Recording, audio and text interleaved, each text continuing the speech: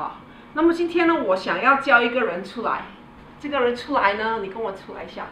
那么之后呢，教他跟我们一起学习一些东西，好不好？那你叫什么名字呢？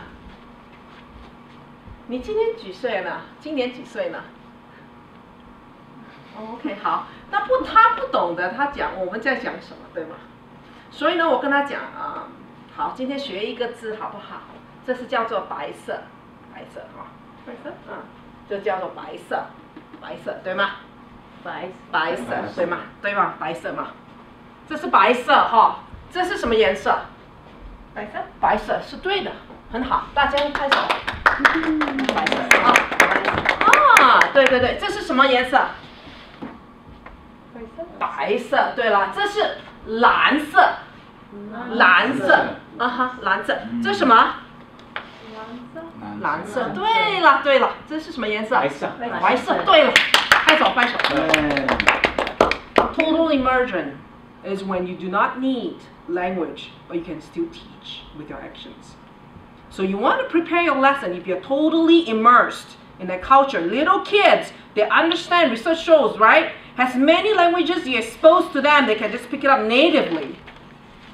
So you expose to them kindergarten, just a lot of language, but use a lot of actions to show, to teach something across, right? Okay, so what I'd like you to do is know that when I first started learning English, really learning English, is when I was 12 years old. In a sense that I was talking to an American, asking him a question, expecting a long reply, and he just nodded, and assuming he understood what I said. And I said, oh, he did not understand a single word I said. And I said to myself, should I give up? Or should I continue learning English? And I decided, no, I'm just going to work at it, and one day I can be an English teacher. Or in a church, the real goal is one day I could stand on the stage and share my testimony and be an English-speaking missionary. All right. I learned something already. I had no clue what BISA was. BISA. But as soon as you pointed to blue and said, Lisa? Is that right, Nancy? Lanza. Lanza. I thought, she's talking about color. The moment you juxtapose that with a different example or a non-example, however you want to phrase it, I knew exactly that you were talking about color. And then I thought, because I thought you were talking about him versus her. Yeah, but then I realized you were talking about his shirt, because and I thought, well, what is this have in common with this? It had to be color. You did it on purpose. And you notice, yes, you notice it's called the art of noticing. That's part of teaching. When you say the art of noticing, you want to point out the wrong thing and the right thing. Okay, there's many things about teaching. It's so awesome. Okay, we'll talk about. Thank you for pointing that out. Sorry, yeah, and you want to point enough examples that they can catch it. We'll talk about. So today we'll talk a little bit about philosophy. What is your learning philosophy and your teaching philosophy? Because it's very important. Philosophy. Okay, I just got back from Asia, right? Tuesday night, she arrived. Having my jet lag still. Now the next one is we're going to talk about skills. What are some of the tips and strategies to learn English as a second language? Okay, strategies. Then we'll learn about some teaching pedagogies that I use, that has been very successful. I've taught ESL for over a decade, and so I love that. And later on we talk about the nuts and bolts, the classroom management skills that we're gonna address. Okay. All right. So then later on we'll talk about if you have any questions, just ask me afterwards. I love questions. So be ready, get out a piece of paper, and you'll be starting to jot down the things I think are very important. Is 101 for some of you, it will be advanced. You'll be addressing kids who do not know any English, ground zero all the way up to advanced ESL students. How do you challenge them? The most important aspect of what you just said is the ground zero kids. Because the last 3 weeks they're teaching non-English speakers to speak English. The rest of their student teaching, they're going to be teaching content in English. But the last 3 weeks they're teaching English. Okay, has an English language, increasing their proficiency. Teaching the children to speak Yes. and listen, and a little reading and writing. Perfect. Okay, good. So what we're going to do is, feel free to interrupt and tell me more as we go.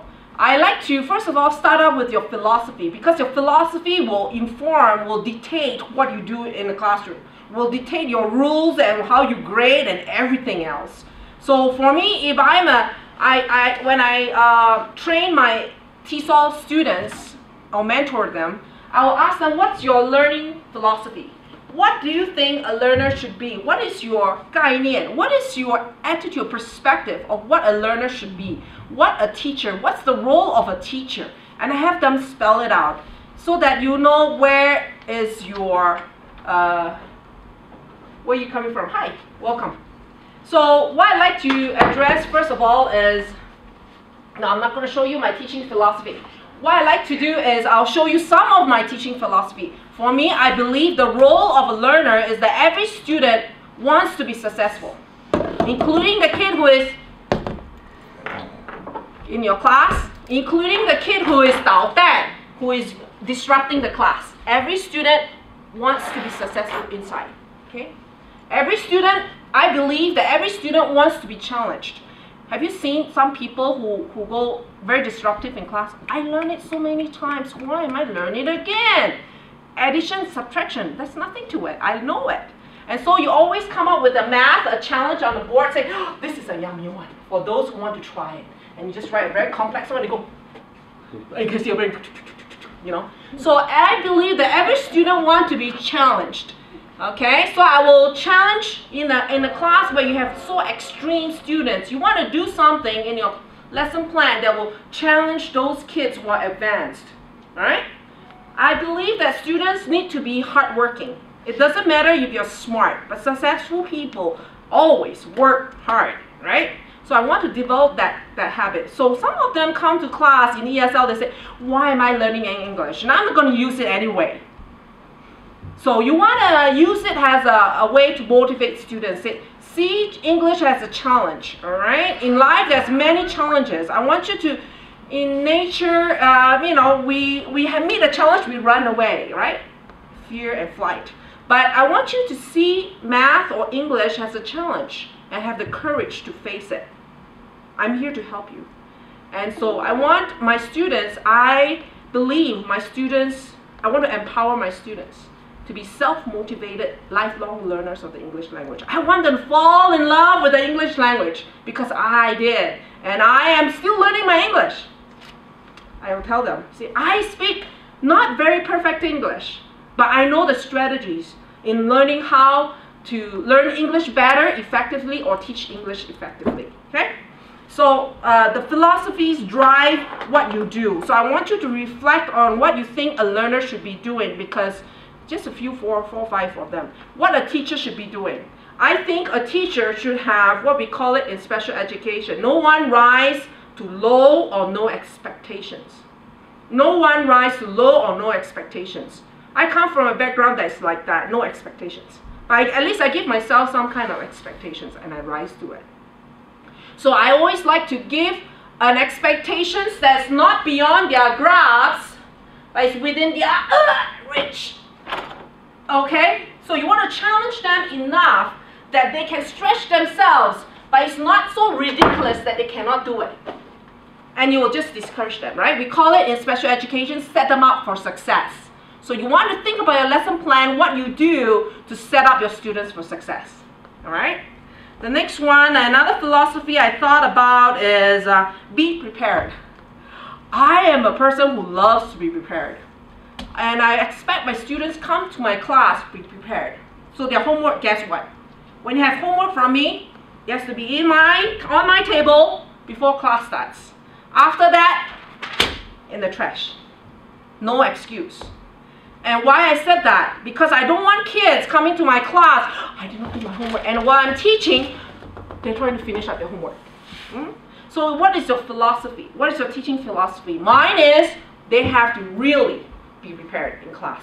So that when I teach, my class time is very precious. I don't do busy work. I don't do busy homework, no busy classwork. I teach. And they really learn. right? So you think about what you want to do and what is your philosophy. Every student wants to succeed. Every student wants to be challenged. You want to develop lifelong learners of the English language. Let them fall in love with the English language. All right. Next one, we are going to talk about skills. What are some of the skills? I'll break it down. But before that, I'd like to share with you something that is very important. I think in life, you need to teach students how to think critically, think creatively. Those are skills that is needed. Those are skills that are needed in the real world, right? So the first thing I like to share is this Bloom's taxonomy of thinking. And when you think about the level of education that we receive, it goes all the way up. From the basic like knowledge and comprehension. Okay, we are going to have a quiz. You're going to vomit back what you learned. Tests, right? Those are basic, fundamental, foundational knowledge. These are called low thinking skills. Unfortunately. All right. Then we have the application. It moves up to analysis, middle one, and it goes up the way to high synthesis, whereby you create, you judge things. So this is one way of looking at how we help develop skills to think creatively or critically. This is another way of looking at the same thing. All right. So the category of knowledge is the definition, ability to remember something previously learned. And in your objectives, the trigger words, you will say students will be able to tell, recite, locate, remember, list, right? And these are the products. What are the activities that you can use? Workbooks, tests, exams. We all know that. But let's get to something very exciting, right? We talk about analysis in the mid-range. Students will learn how to understand parts relate to the whole, understand structure, and then they have to investigate. Students will classify in your objectives, right? Students will compare, contrast, will solve. And what are they? They are in the form of students will create questionnaires, survey, will be able to report, plan, so, find solutions to some things. And these are what we call on the higher end of the critical thinking skills. So you want to create projects that is so exciting. If you're not excited, guess what? It's going to be boring, right? If you're not excited at all. So the highest part is so fun, right? Synthesis, to reform individual parts to make a new whole. So students will be able to compose something, compose a poem, design something, create something. And this on the product end is called song, poem, story, invention, lesson plans. Right? So you think about as you think about, for me in my teaching, every semester they have a term paper. It's not a term paper for me, it's a project, where 2 or 3 people will come together to do something, a problem-solving thing. We'll talk about that later. So that we are not just learning English, we're applying English. Okay, it's on the higher end.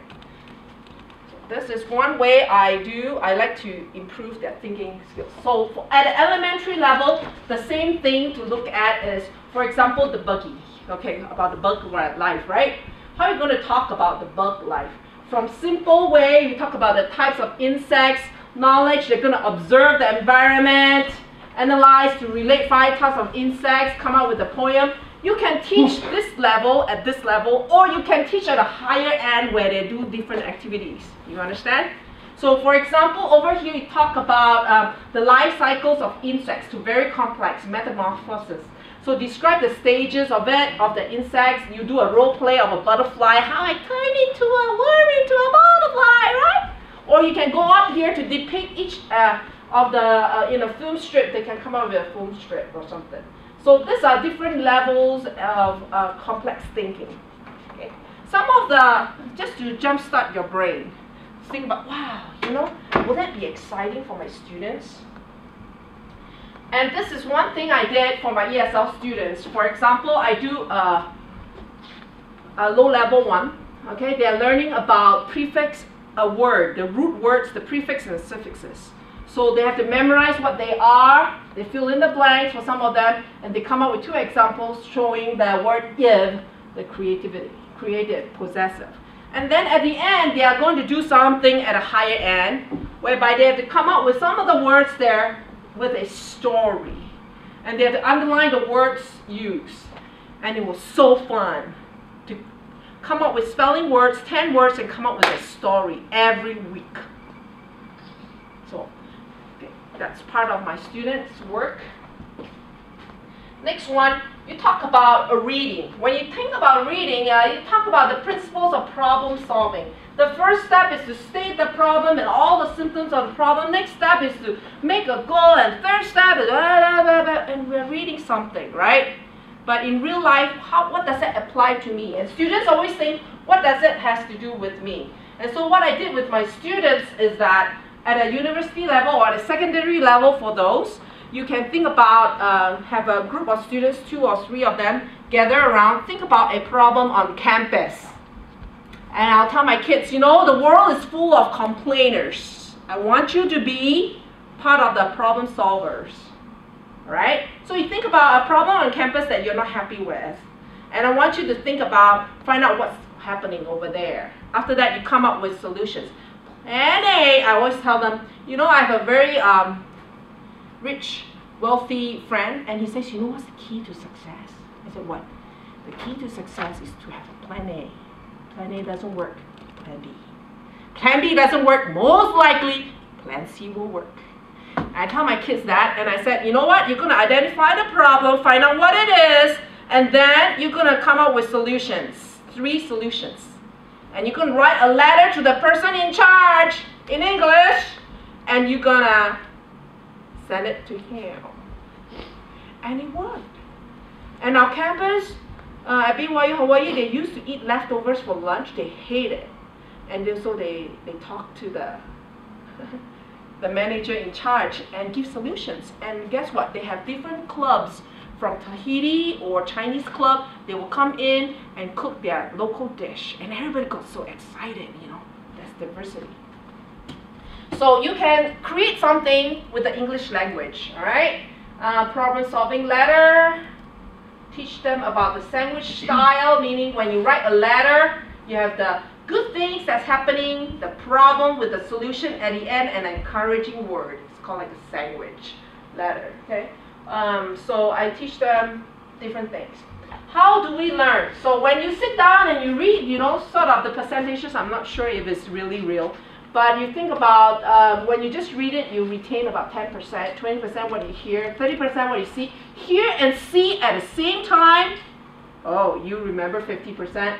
And then when you discuss more, you sort of stick into your head, you know. And the best part of it is you guys, you know, we guys. We get to teach. That's why we know the concept, right? So we talk about the reading skills. Very important. For me, when I teach reading, I like to have a little book. We always have, if it's a reading class, we always read a book that is related to them. But it's not so difficult that they have to look every sentence at a vocabulary. Then it's too difficult. All right. The way to gauge is every page, maybe about 5 words they don't know. So depends on what you want to train. Train reading proficiency or reading comprehension. All right. And so what I did is I always tear out a piece of paper and I tear it away and it becomes like this, like a bookmark. And I tell them, when you read the book, I want you to write down anything you want to do with it. Okay, it's a bookmark. So you can write down your thoughts. You can write down your prediction. What's going to happen to Mr. Robert after he met his wife or something. Ask them to do some prediction. And on the other page, I always ask them to write down the words that you feel, oh wow, I realize how to use this word. Or words they think, I'm not sure what these words are. So this is the vocabulary section. And the other side is their reaction, their responses. Okay. So you can have prediction skills, teach them vocabulary skills. We talk about that. Those are important. Vocabulary, part of reading. If you want to improve the English language, guess what? Of all the 4 skills, we have what? Reading, listening, speaking, and writing, right? Of all the 4 skills, if you want to improve writing, you need to read. If you want to improve your speaking, you need to read. Okay? You want to know and understand, you need to read. You want to write well, you need to read. So everything comes right at the stem, the reading part. It's very important. Why? Because for you all, you grew up in an English-speaking environment, you know how to speak proper English, right? For us, no, we don't have the environment. It's only when we read that we could hear the of, the, and the.